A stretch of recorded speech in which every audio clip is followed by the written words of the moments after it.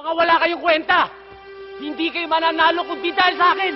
He turned his back on everything and everyone he knew and loved to pursue stardom.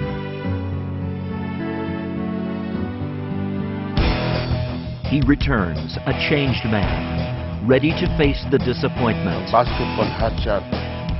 Saan di ba ng baksak? the anger, Iwan mo ko kung kailan kailangan kita.